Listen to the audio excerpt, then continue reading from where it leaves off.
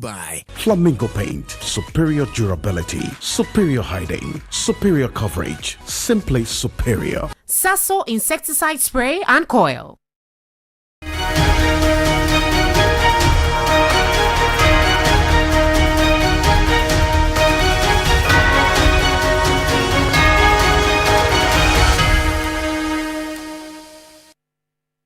Hello, good evening. Welcome. This is Ghana Tonight. We're live from Oniyusaba Desawe Kanda, also live on TV3 Ghana on Facebook and also on 3FM 92.7. I am Alfred Ocansey. Tonight, the ambulance trial involving Dr. Kasiel Atofo-Singh, the current finance minister, has ended, but calls are growing for the Criminal Investigations Department of the Ghana Police Service to investigate the roles of some individuals linked to the case. We unpack the emerging issues tonight. Stay with us.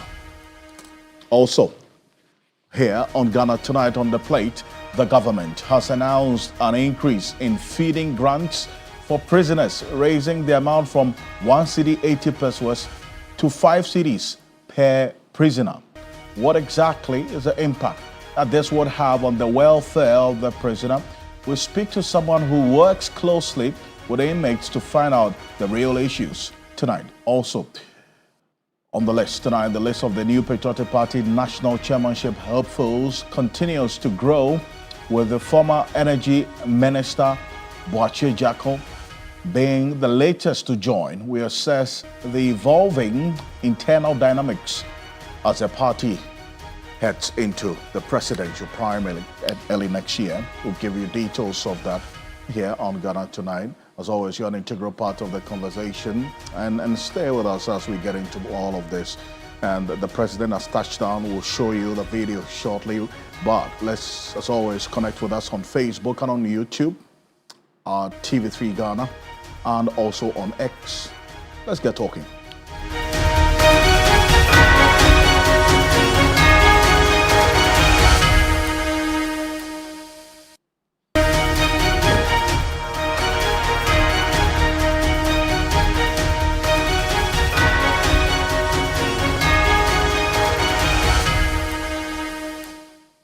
Let's settle for Ghana Briefs.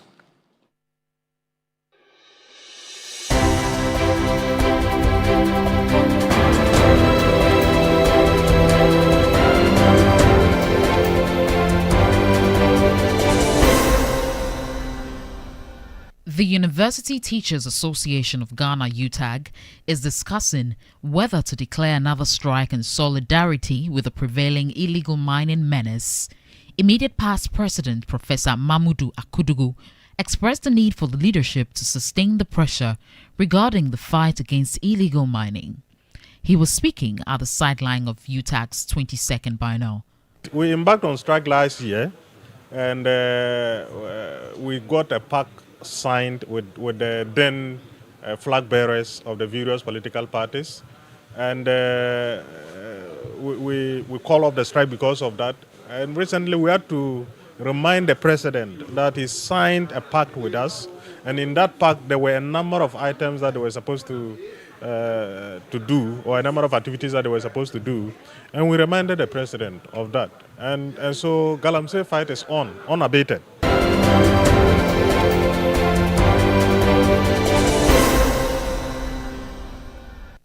Scientists are raising red flags over the environmental toll of illegal mining in Ghana. They argue the country's water bodies and soil is under threat, leading to worsening food security. The warning came during the 8th Sustainable Phosphorus Summit, where global experts and stakeholders gathered to chart a path toward food security and develop a phosphorus action plan. Professor Kwame Frimpong is with the Department of Soil Science at the University of Cape Coast. There are some potentially toxic metals, but also by the kind of things we do, which is the illegal gold mining activities, we expose these potentially toxic metals. And when they get mixed with water, for example, they move. We get our soil contaminated, we get our food contaminated, and we get our water contaminated.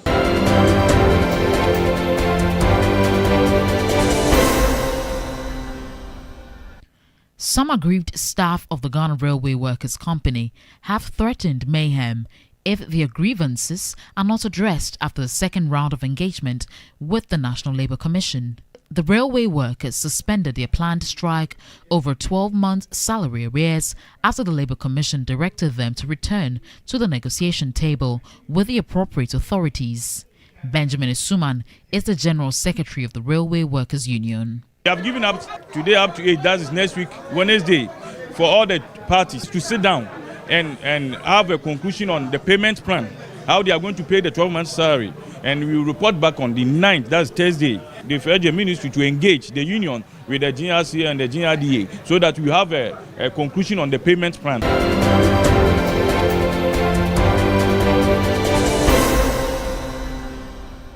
Education Minister Haruna Idrisu has urged a coalition of unpaid teachers who have been protesting for 13 months unpaid salaries to remain patient and await clearance from the Ministry of Finance.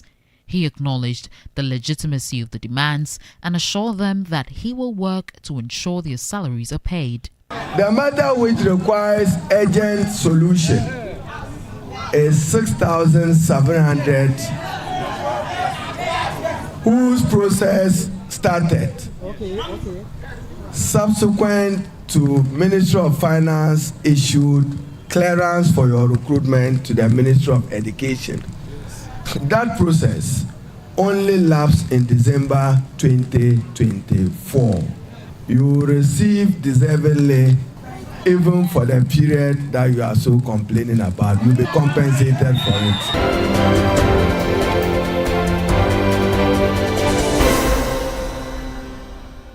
Government has announced an upward adjustment in the daily feeding allowance for inmates, raising it from 1 cedi 80 pesos to 5 cedis per prisoner.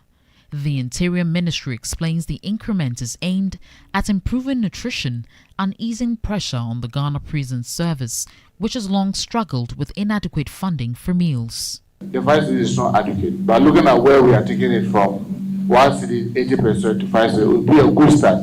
Hoping that will build on it.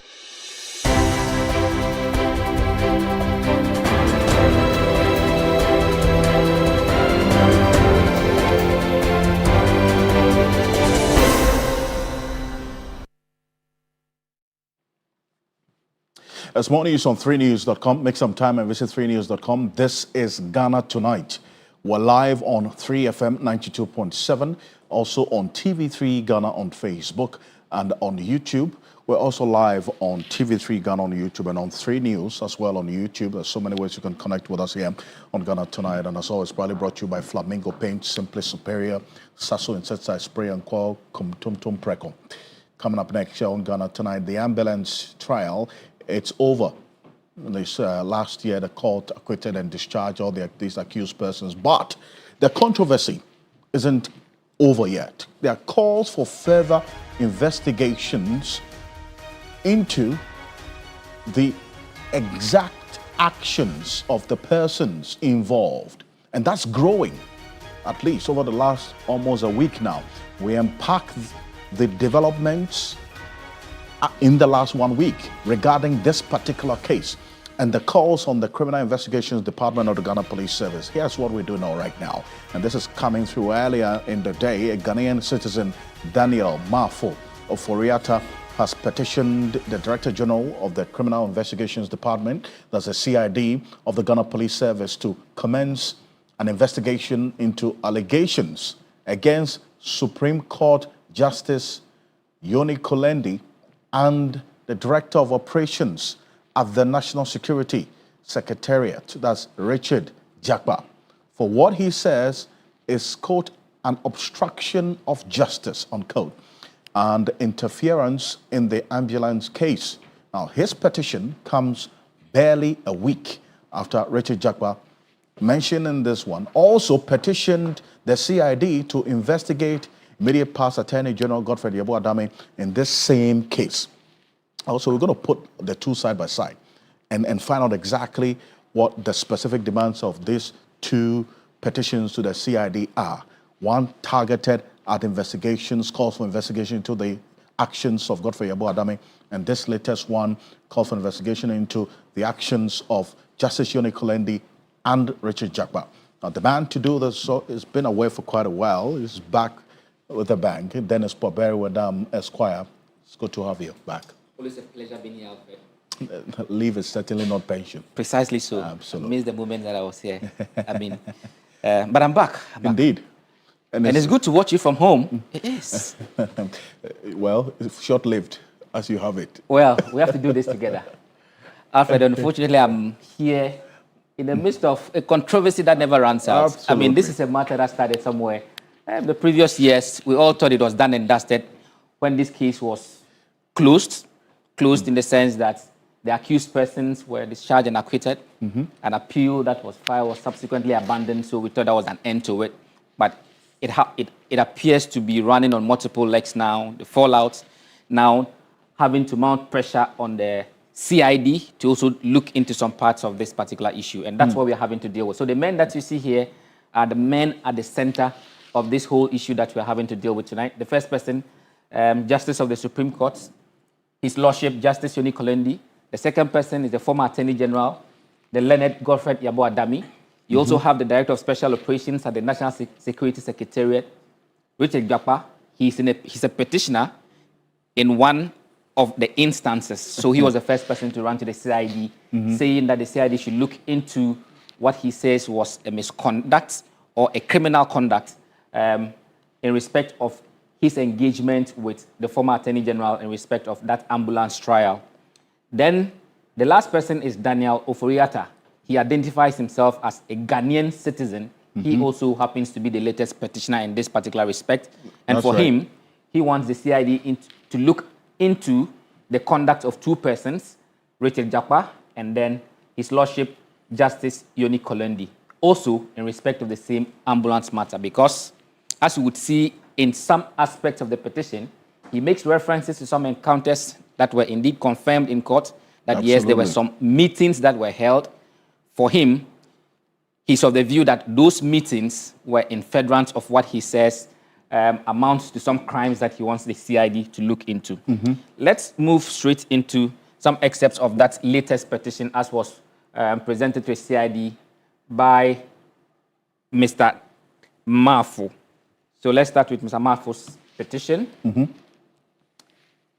Yes, so we begin from here. That's right. This is what came through earlier today, right? Yes. Good.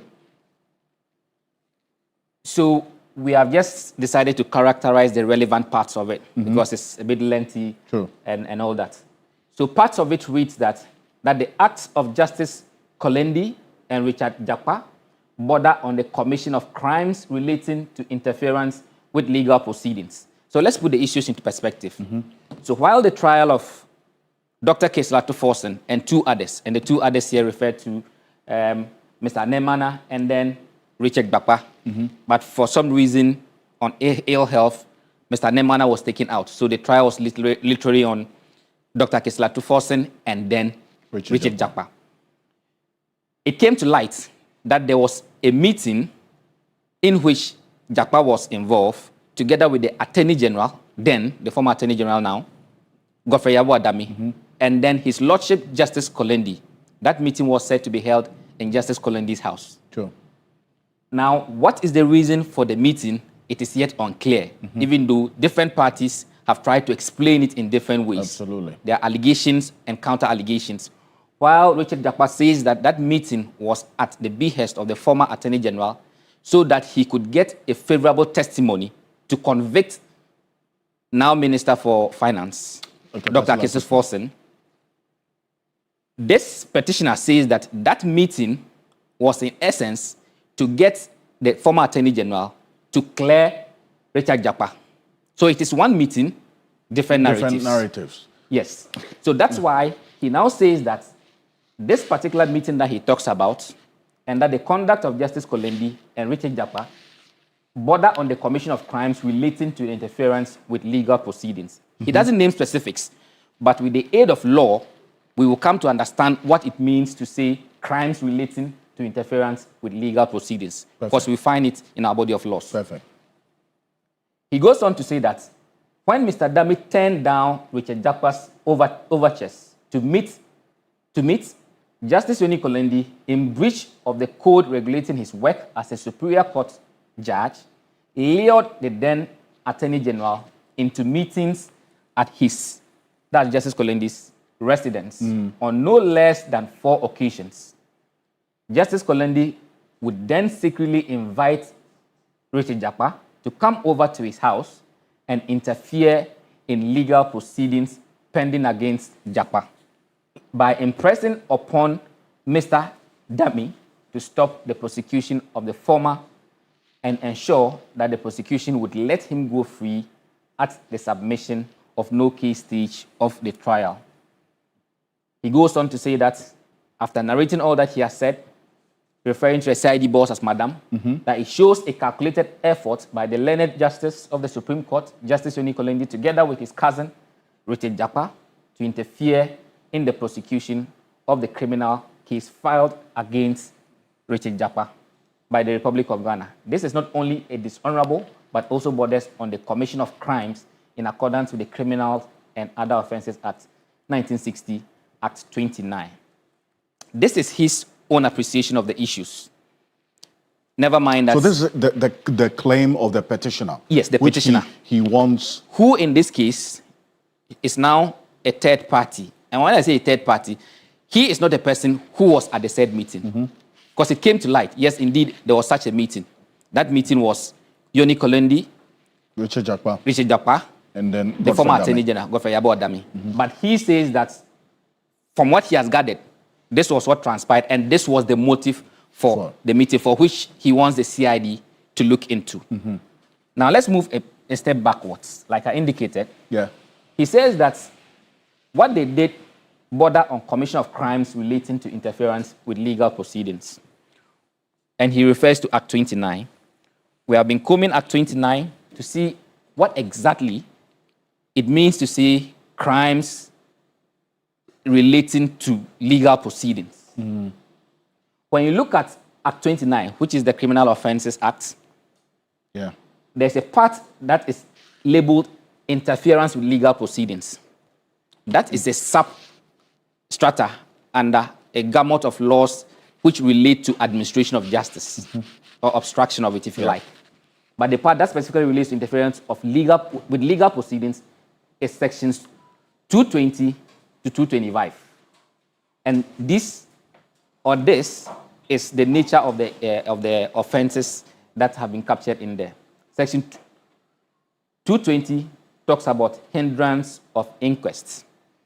This is very remote to whatever we're discussing. Inquest has to do with nothing to do. Exactly. The next one, which is 221, is neglect to hold inquest. That one too. It's not related in any way. Yes. Now there's 222, which talks about violence against judges, etc., in legal proceedings. Okay. This falls under the category of offenses interference with legal proceedings. But in the context of what we are discussing, it doesn't apply. No. Okay. There's disturbance of courts. Section 224 talks about insulting courts. And then 225 talks about exciting prejudice as to proceeding pending in court. Right. So it's quite unclear exactly which parts of the interference with legal proceedings is being referred to in this particular petition. But it's also important to know that beyond this, there's a whole gamut of provisions that relate to obstruction of justice. But to put this in context, just because he used the phrase interference with legal proceedings, we just wanted to be clear that, yes, if the CID is looking into it, perhaps this is the section they would look in Act 29. Beginning point to look at it. Right. Before maybe considering expanding it to other parts. Because in part of the petition, he talks about obstruction of justice and all that. That is the full complement of the petition as presented by Mr. Mafu in this particular matter. Right. But like you did indicate, even before today, Mr. Jakpa had also gone to the same CID, where he also petitioned the CID on similar grounds, the same set of facts. That yes, during the course of the trial, there was an engagement between myself and the former Attorney General in respect of that particular matter. He believes that that engagement was inappropriate because, in his view, the Attorney General was basically trying to elicit favorable responses for him to get someone convicted. And in some instances, he makes allegations that he was being coached and actually being coached to get fake documents to put before a law court. He thinks that is not appropriate. So this is his petition as well. One, he says that at the close of the prosecution's case, the High Court upheld that the then Attorney General, Godfrey Dami's contention that a case had been made against me to answer. He was just characterizing the background. Two says that Godfrey Dami solicited my cooperation to testify in a manner to incriminate the first accused person and to help fast-track the conclusion of the case. Emphasis. Solicited my cooperation to testify in a manner to incriminate the first accused person and to help fast-track the conclusion of the case. And the first accused in this instance is Dr. Kasiel Atufosin. Precisely. This is an allegation made by Richard Jakpa. He goes on to say that the testimony to incriminate Honorable Dr. Atufosin after I opened my defense led to a phone call on me on the 26th day of March 2024 by the learned Attorney General when I was to appear in the High Court to continue my evidence in chief in terms of the witness statement I had filed.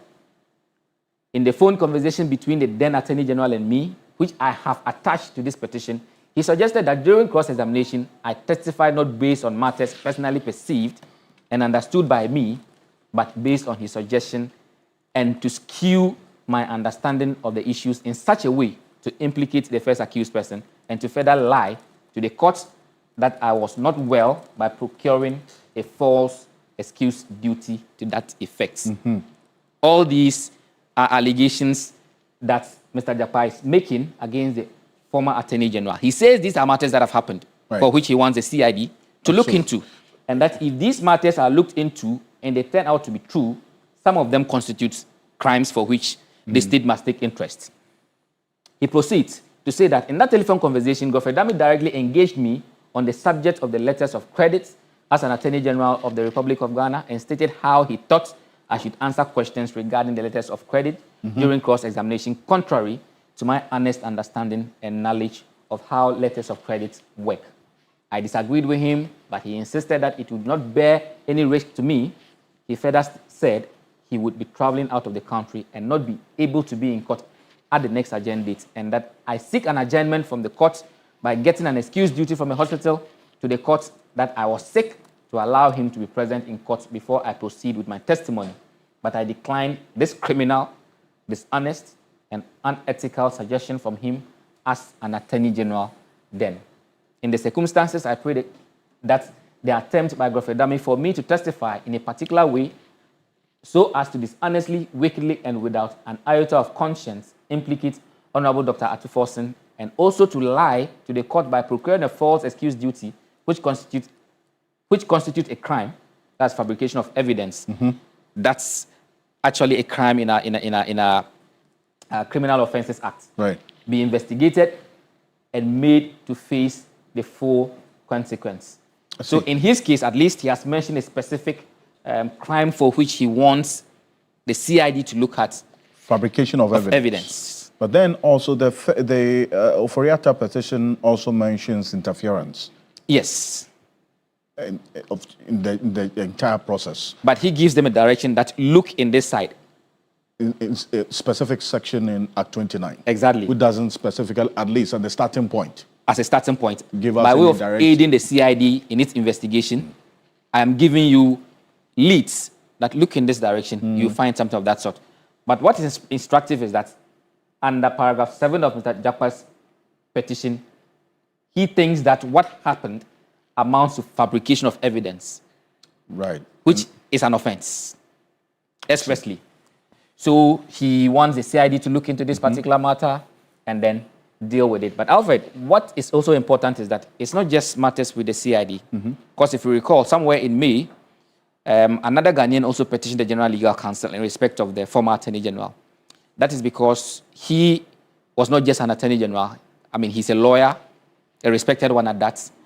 And in the view of that person, that what transpired in this particular matter for which we are seeing Mr. Jakpa and other people raising concerns amount to professional misconduct, which is one which is dealt with by the General Legal Counsel. So that is also pending before the General Legal Counsel.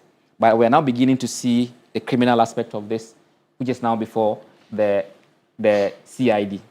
So, in all, these are the persons involved in what we are discussing today, the fallout from the ambulance trial, which ended somewhere last year. It's a very important reference point. And then Martin Pebo is a private legal practitioner. He's been watching you, then has run through all of this and put the two petitions side by side. And Martin Pebo, thank you for joining us here on Ghana Tonight. First off, we reference the fabrication of evidence that Richard Jakpa is asking that the CID investigates. That act of the alleged fabrication of evidence that he says Godfrey Yeboah-Adame was asking that he should do to testify in a certain way against Dr. Kasiela Toforsin. Plus, this latest one from Mafo Foriata, who has also petitioned the CID to now investigate Justice Yoni Kulendi and Richard Jakpa in this same case regarding the specific meeting that took place at Yoni Kulendi's house, exactly what was discussed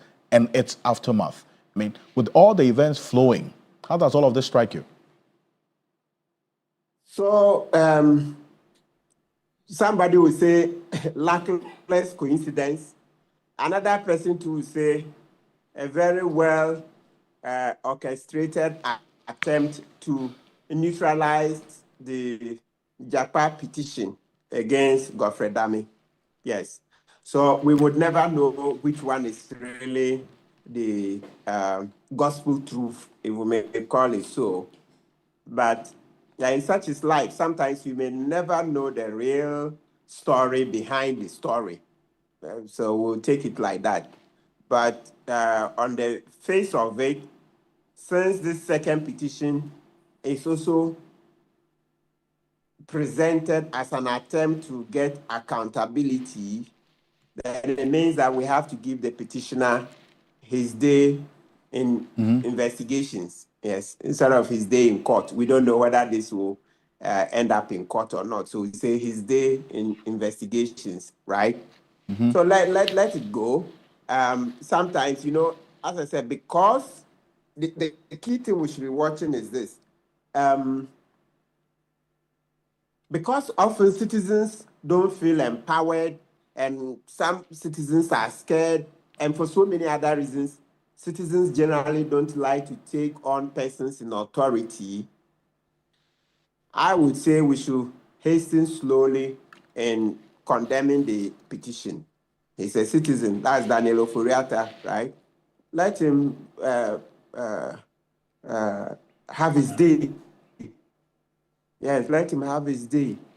Because if we don't, then it would appear that we embrace Jakpa's petition against Godfrey Dame, but we are blowing hot and cold by summarily dismissing this Daniel Ofori's petition against Jakpa and Justice Kulendi. So for that reason, as I said, let's allow this one to also receive due process. It's important. Just mentioning the name in full, because Daniel Ofori also sends a definite signal, because that's another matter, another name and another issue. This is Daniel Mafo Foriata. It says, in what we know is from Brony Chrome in Chebi. And if you look at the details of the petition, as Dennis carefully ran through, it meticulously outlines 4 key pieces of evidence that he says he wants the CID to look into and conduct: intervention at arraignment, facilitating contact, a WhatsApp disparity, because if you recall, there were some WhatsApp messages that became public during the same trial, and even the recording that was admitted in court as evidence, and then the secret meetings, according to this petitioner, secret meetings at the justices, that's Justice Yoni Kulendi's residence. These are the 4 areas that he wants the CID to concern itself with in this investigation that he has petitioned them to conduct. Now, how do you also react to the views that Dennis referenced briefly about the aspect of the law that is asking the CID to look and start with, and then also the view that, look, these matters have been touched on sparingly during this entire court process? Oh, no, I would say that it's worth investigating, because that way we will get closure on that matter. And as a matter of fact, I don't even see how the petition can be thrown out. No. Once it's made its way into the public domain, it has to go through the process. And and as part of the process, yes, it's possible to look at it and say, okay, look, maybe it doesn't lie in our domain, etc. I don't want to stampede the investigations. I guess that's not the purpose. So what I'm saying is that once it's come into the public domain, we all expect that it should go through the process so that we will have a logical conclusion to it. It can't be, swept under the carpet. There's nothing that can be done to it other than it being allowed to travel its full length. Yes, so that we would have a final outcome of the investigations. And as I said, it's also within the investigation, just for example, say, look, this is not my mandate, maybe it's somebody's mandate, etc. Those ones, as I said, I'm not suggesting ways of dealing with the petition. No, I'm just saying that it has to go through, and then finally there will be a pronouncement on it from the CID that this is what we've come up to. So then we know where the chips will fall. There is a lot of cynicism. You see that because there's a lot of cynicism, a lot of, because there is dwindling trust in the law enforcement agencies and in the judiciary, people would be like, the cynics would be like, oh, this will not see the light of day. Oh, this will go nowhere. You see, so if we don't get a logical conclusion to it, it will reinforce that notion that for certain powerful persons, if you petition, the petition doesn't get anywhere. No, this petition, eventually the CID will have to tell us the outcome of their investigations. Then we know that, okay, this is what the CID says. Then there's a record of it, rather than it just goes in and then it doesn't come out. Just like you remember the famous Akunta mining case. Had it not been for the fact that NDC eventually came to power, you see that the previous police administration, CID boss, and then the IG, then Dr. Dampare, they were playing lackluster, kukwasa, playing slow with it so that eventually we would give up. We never gave up. And eventually it was a change in government that enabled the investigations to go on. And as we speak now, they say charges will be filed next month. So Akunta Mining will face the court. You say, so, and prior to that, as we kept making noise about it for years, about 3 years prior to, to get to this stage, all along it was reinforcing the point that certain people are like sacred cows. They are beyond reproach. They are beyond investigation. They are beyond prosecution. You see, right? So that perception has festered for long, and not only the Akunta Mining case, there are other Akufo-Addo appointees that some of the cases got nowhere. So because of those that kind of huge suspicion, mistrust, etc., this one should be allowed to see the light of day. I see. Just like the way the Akunta Mining case is now seeing the light of day. All right. But then again, as well, even though the accused persons in this case have been acquitted and discharged, the view that you push forcefully is that there are matters that have not seen closure. And so it will be worth the CID getting into it to bring some closure to the issues that the court did not deal with in this entire saga.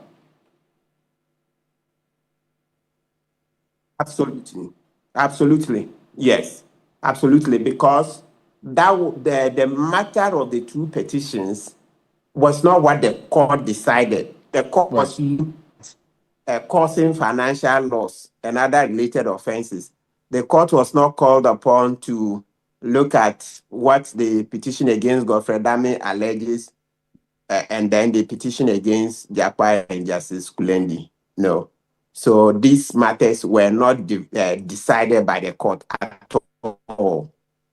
So this is a different matter. You know that those matters that the court was looking at, those were investigated and placed on a charge sheet. You see, when you are starting a criminal trial, you see there's a charge sheet and then there's the facts. Some even also call it the fact sheet to support.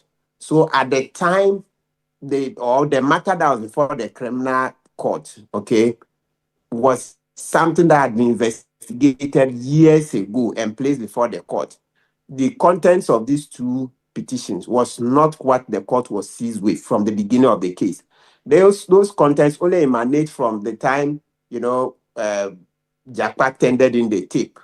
Yes. And that was way down the trial when Jakpa brought up those tapes. Yeah, right. And that was when he had to open his defense and all that. You for this, and it's early days yet in these two petitions. We'll see how the coming days will play out on this, and then also be updating our viewers on it. Martin Peoples, private legal practitioner, thank you for joining us here on Ghana Tonight. And this is Ghana Tonight, and we'll keep an eye on these two petitions and see how it plays out. As I indicated earlier this evening, the President, John Dramani Mahama, returned to Accra after participating in the 80th session of the United Nations General Assembly in New York, where world leaders gathered to deliberate on pressing global challenges. Now, the annual assembly, which opened last week, focused heavily on climate change, sustainable development, global peace, and financing for economic recovery in developing nations. President Mahama used a platform, as we did review last week, to highlight Ghana's priorities, including the fight against illegal mining, the need for climate adaptation funding, and measures to strengthen regional security. His engagement at the United Nations General Assembly also included bilateral meetings with development partners, international financial institutions, and fellow African leaders to discuss strategies for boosting trade and technological cooperation. And with that impactful speech that he made as well when he addressed the world leaders earlier last week, now which got global commendation and applause for him. The president touched on earlier this evening, where he was received by the vice president, Professor Nana Jane Opoku-Agyeman, as you see on the screen there, and other senior government officials. President Mahama's return marks the conclusion of a week of high-level diplomacy, with expectations now on his government and how it will translate to the international commitments and partnerships secured in New York into concrete domestic outcomes. So that is what we caught earlier this evening. President has arrived from the United Nations General Assembly, 80th session. This is Ghana Tonight. Coming up next, prison feeding grants triple from 1 cedi 80 pesos to 5 cedis. What does this mean for inmate welfare? We get insight from someone on the inside who knows exactly what goes on. Government has announced an upward adjustment in the daily feeding allowance for inmates, raising it from 1 cedi 80 pesos to 5 cedis per prisoner, 5 cedis a day. Now, the Interior Ministry explains the increment is aimed at improving nutrition and easing pressure on the Ghana Prison Service, which has long struggled with inadequate funding for inmates' meals. Take a look. We know that the 5 cedi is not adequate, but looking at where we are taking it from, 1 cedi 80% to 5 cedi would be a good start. Hoping that will build on it, because like you rightly said, even children who just eat once, we use 2 cedis 50 pesos. Meaning that for adults, even if we are going to use that same rate, it means the minimum should be about 7 cedis, 50 pesos. But we proposed 10 cedis. We were standing at 7 and 8, but you know the budget envelope. They said that they can manage with 5 for now. We are hoping that into 2027, we should be able to even get this even further improved.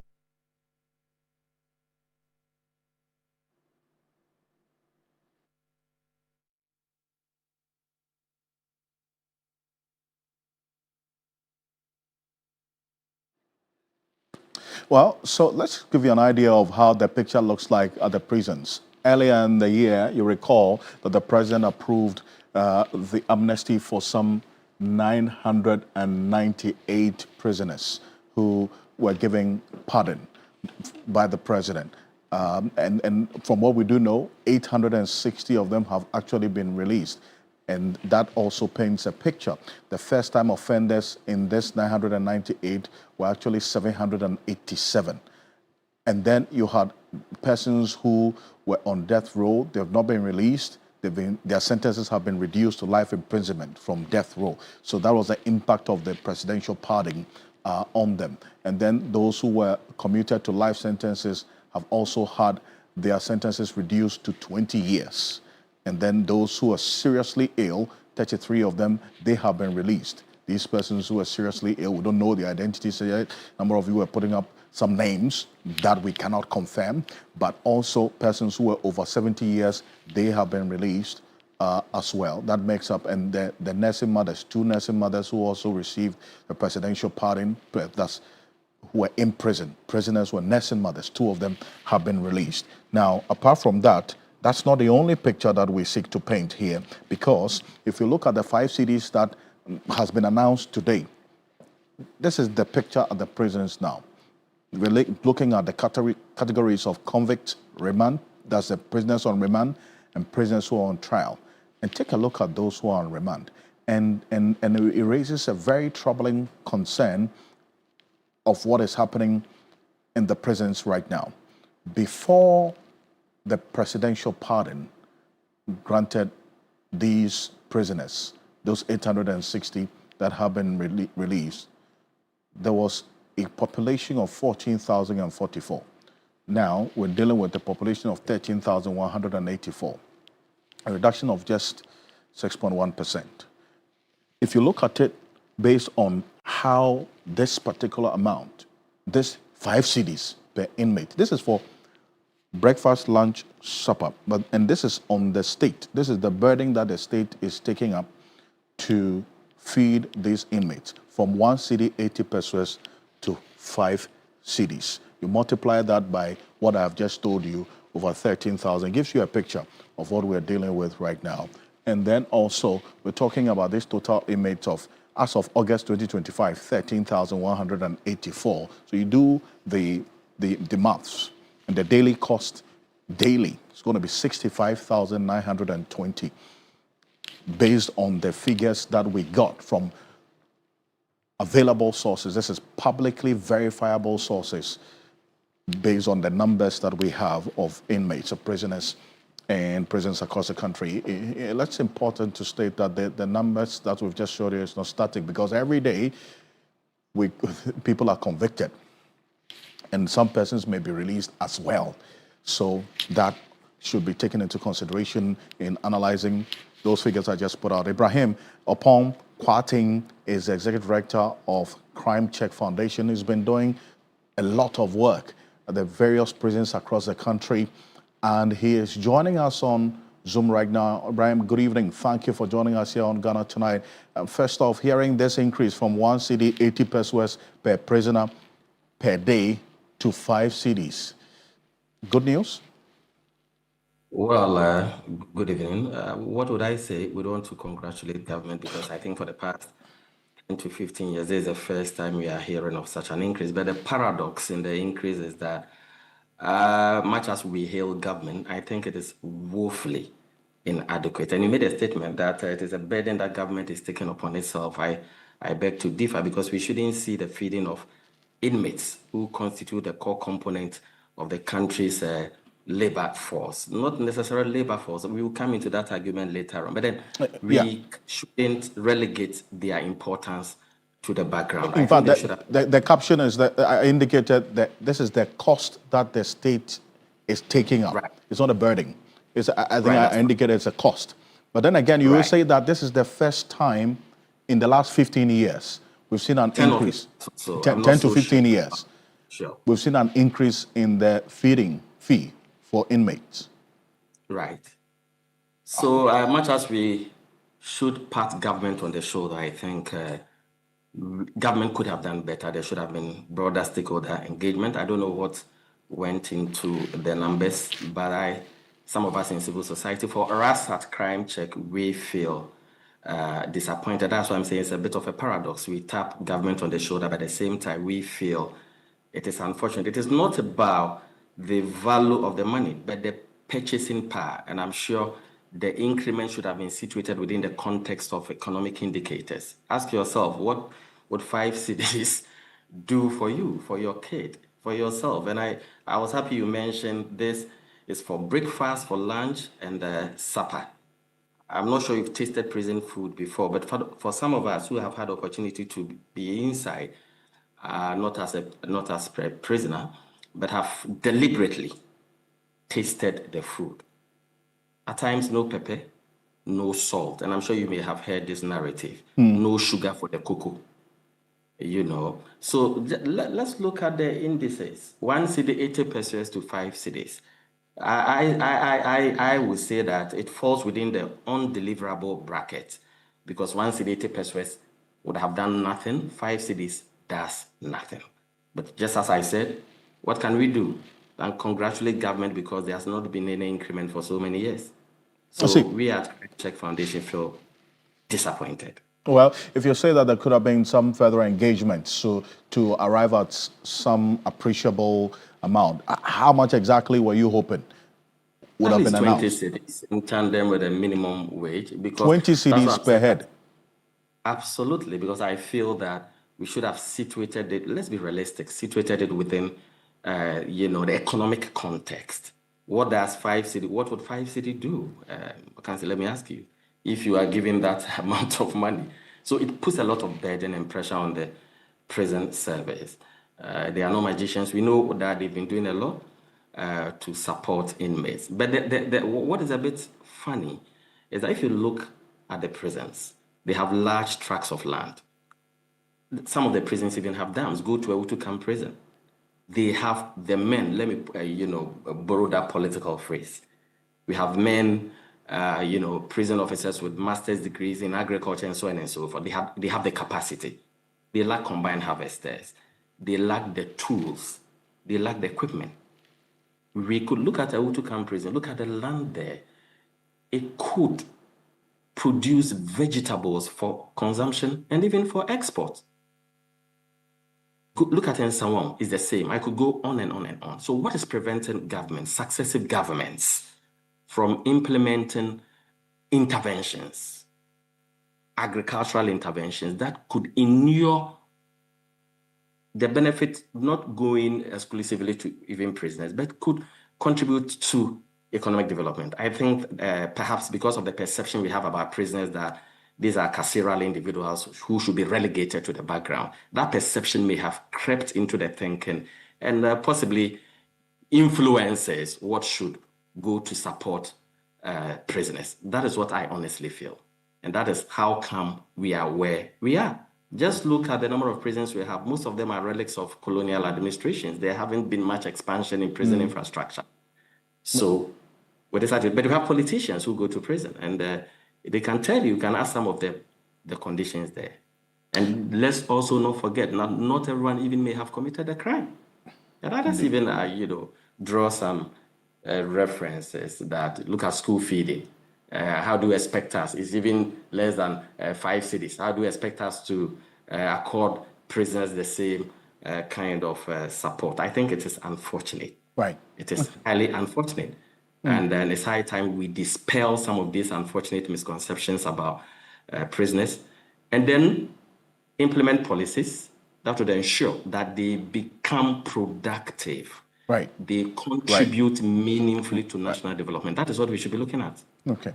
And the path that you take is progressive. You're raising concern and also making recommendations. So we'll see how the path will be on this one. But thank you, Mr. Kwarteng, for joining us here on Ghana Tonight. Ibrahim Opon Kwarteng is the Executive Director of the Crime Check Foundation, giving us an insight into what happens at the prisons. This is Ghana Tonight. We're back shortly after this quick break. Stay with us.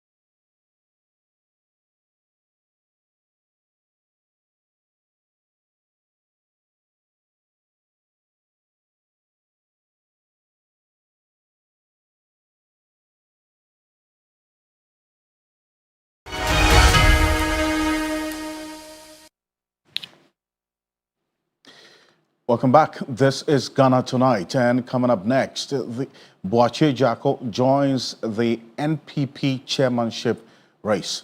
Now, what does his entry really mean for the party's internal dynamics ahead of that's next year's primaries? And that's coming up next here on Ghana Tonight. And with the many names that have come up, he is one who has officially now put out a statement to declare his intentions. He declined contesting the flag bearership of the party. If you recall, he issued a statement detailing a number of issues and reasons why he says this time around, look, I'm not going to waste my time and my money getting into it. And so he did not go into the presidential or the flag bearership race. He's eyeing the chairmanship. Remember, the NPP, as a political party, have not had the chairman of the party, as it were, at post actively working because he is indisposed, and that's public knowledge. A statement that was issued not too long ago, and so they've had an acting chairman for quite a while now. Now they're going into this crucial 2028 elections, and these are the persons, some of whom have officially indicated their intentions to contest the flag bearership of Boakye Jacko being the first, a former energy minister. And you have Bernard Boakye, the Ashanti regional chair of the NPP. There are talks of him eyeing the national chairmanship of the party. John Boedu, the former secretary, general secretary of the party, former SIGA boss, he has also been mentioned as eyeing the national chairmanship of the New Patriotic Party. Stephen Asamoah Boateng as well, the former chief, that's the minister in charge of chieftaincy and religious affairs, also has been mentioned as eyeing that particular post of the national chairmanship of the NPP.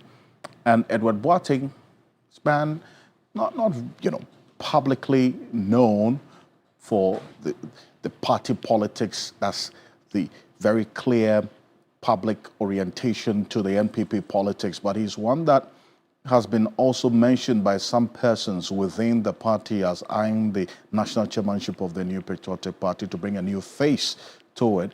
Kwesi Amoakwata, not much has been heard of him since the NPP lost elections in December 2024, a former minister for roads and highways as well. Some persons mentioning him as one to watch if eventually declares his intentions to contest the flag, that's the national chairmanship position for the New Patriotic Party. Then a few other persons who have also been mentioned as eyeing that general secretary position. That's that former position of this man, John Boedu. We'll put all of that together to give you a full picture of not just what's happening at the flag bearership level, but at the party leadership level as well. There's a lot that's happening in that regard going into first of January 31, the flag bearership elections, and then the aftermath for the party's leadership going into 2028. On behalf of the rest of the team, thank you so much for joining us here on Ghana Tonight. We're back again tomorrow for another conversation. My name is Alfred Ocansey. Have a good night. Ghana Tonight is brought to you by Flamingo.